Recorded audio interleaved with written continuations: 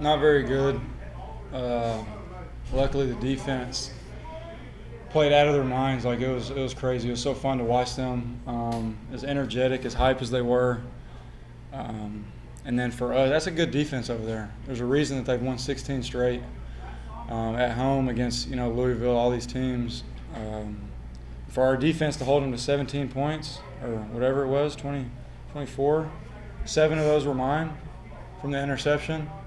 I made a bad play and he returned it, so I took credit for that. But man, I'm so excited for those Coach Gibbs, Eli, all those leaders over there. Things are starting to come to fruition, and it's a positive thing. It's very great to see. Nick, even though you haven't played much until this year, you've been here for the last 4 years. Is this kind of a turn the page moment for the defense, you think? Yeah, I think so. But I mean, we're confident in them regardless. They did their thing today, but it's the Big 12. There's going to be games where there's a lot of points scored. But I mean, as far as turning the page, I mean, I'm confident. I know Coach Kingsbury, Coach Gibbs, Coach Morris, they're confident in themselves. We feel like they can do that every game, and that's a good offense. They got a lot of playmakers, a lot of athletes, and for them to do that, like I said, essentially 17 points. Because I'll take credit for at least 7 of those. Like I said, it's a great thing to see. I'm happy for all those guys. How important was this win for just the mentality of the team? Yeah, I think it was an awesome win. Defense came out and played really hard, and offense did too. But we never lost our composure. We never lost our confidence in each other. And I think it really helped test how close and our team's camaraderie. I think it's a big step in the right direction for us. What do you feel like made the difference for you guys today? It's a good one. I think just our defense, really just came together. We had last week at Arizona State, we weren't really we weren't satisfied with our performance, even though we did win thanks to a great game by Nick and company.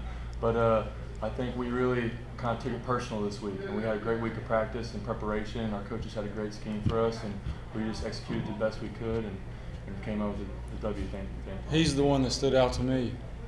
He was getting pressure on that guy all night, forcing him to get out of the pocket, try to make a play with his legs, and that's what we wanted to do, and ultimately that's what Eli made happen. So if you ask me, it was this guy. You guys have both kind of said the offense has been on, the defense has been off one day, but the defense is on the day, offense maybe just a little off. What do you guys as players have to do to be on the same page preparing for Oklahoma State next week? Just keep coming to practice. It's like that sometimes. Jordan Brooks played his tail off, and I just came up to him afterwards. And I told him, we've carried them before, and it's going to have to work twofold. So they're going to have to carry us at times, just if we're not clicking. That's just football. Especially against a defense like that, it's tough. They do a lot of crazy stuff, but they're great at it. And then their defensive line, much respect to those guys. They played great. Ed's probably the best defensive player in the country. But I think we've shown over these first 3 games, if we can play together, look out. So both of you guys waited your turn, and now you're integral parts of the offense and the defense. How does it feel to sit here and be 3-0 going into conference play? Speaking for myself, but I think it's just incredible. You definitely learn a lot about patience, waiting your turn, and you're sitting on the sidelines rooting for your guys, and just to be able to go out there and make plays for your teammates and be a part of something bigger than you is just incredible feeling, and it's just been so great. I think we're the best team in the country at making games a lot closer than they are. Had Arizona State on the ropes, and then obviously had them on the ropes early in the game. Hats off to them. They kept fighting, as did Arizona State. We just got to find a way to finish it. But ultimately, the goal is to go 1-0 every week, especially on the road. So to come in here and whether we win by 28 or we win by 3 or we win by whatever, it's huge for us moving forward. So great to see that. Nick, what's that relationship like with Keith? You guys, probably the first 3 games y'all have really connected, and y'all did it again today. With Coach Kingsbury? No, Kiki. Oh, Kiki. You know, he's one of the best playmakers, if not the best playmaker in the country. I've said on numerous occasions, he's one of those guys, Cam as well. If I throw the ball behind the line of scrimmage, he can take it to the house. And that's confidence. It gives me confidence. Being able to throw it to him, like I said, and he can make something happen with it. But he also catches basically everything I throw in his direction. So yeah, he's big for us. Obviously, we're going to continue to utilize him. Keep getting better. Did you catch him off guard with that 77-yarder to Kiki? Yeah, we just went tempo, and they didn't get aligned very well.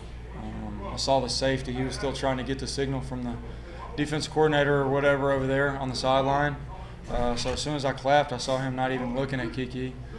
And as fast as Kiki is, you're out of alignment by 1 step, and you know that kind of thing can happen. So it's a big play for us, big turning point for us.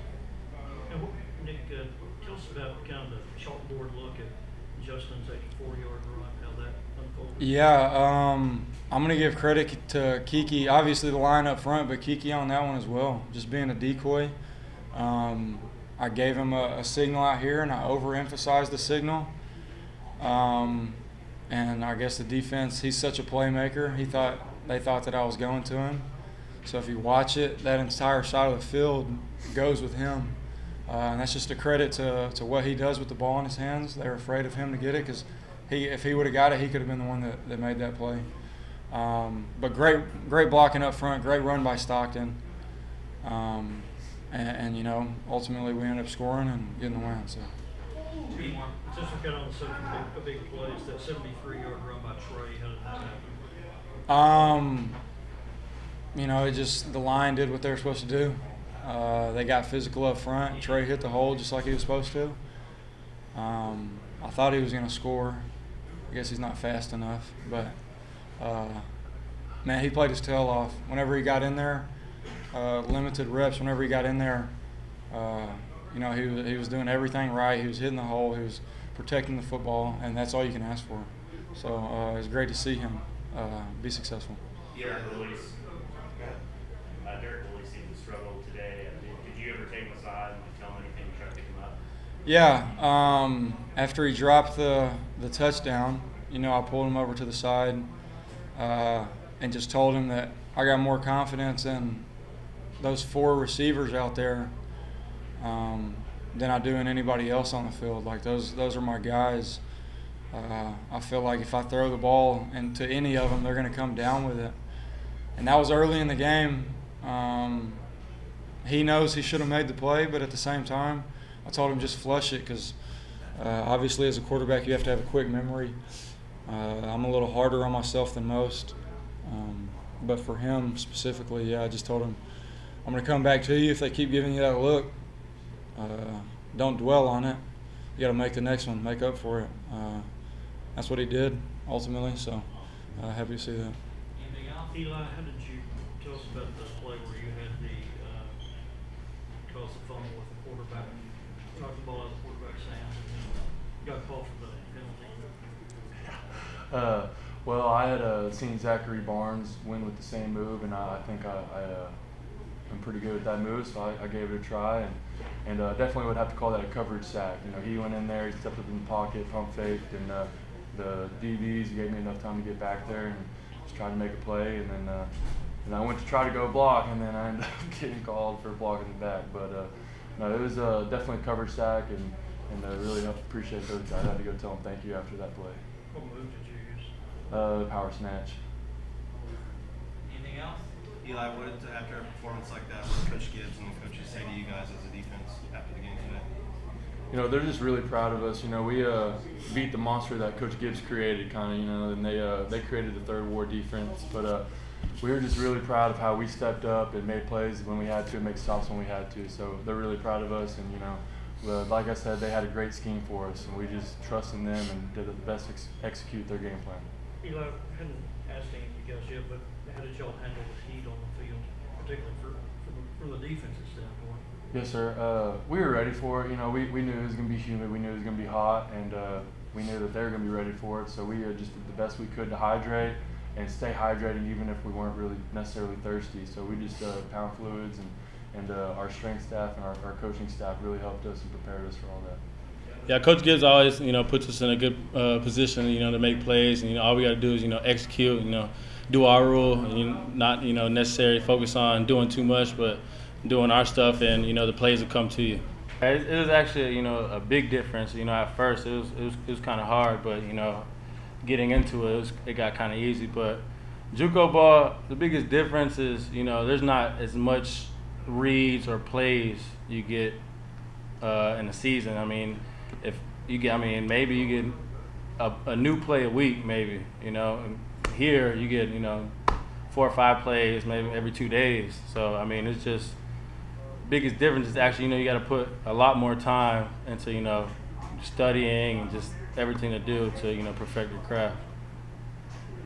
Justin, you mentioned Coach Jones kind of giving you a heads up on that play about the 3-tech. How, before the season we heard about Coach Chaluk and him working closer together to simplify the run game, the reads for the offensive line. Can you just tell us a little bit more about that and how they work together to improve the run game so far this season? Oh yeah, Coach Chaluk and Coach Jones have great chemistry, and them two working together along as the rest of the offensive staff, and just coaching the O-line and coaching the running backs up, to watching film, and then, in the game we draw up on the board real quick and we go out there and it happens like that.